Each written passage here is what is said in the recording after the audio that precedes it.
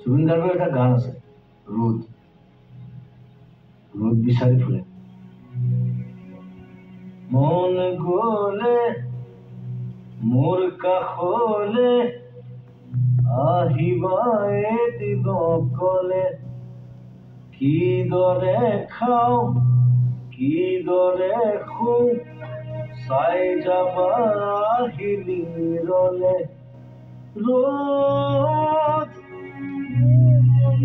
ৰ'দ আজি কেনি পাওঁ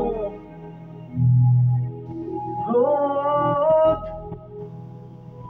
ৰ'দ আজি কেনি চাওঁ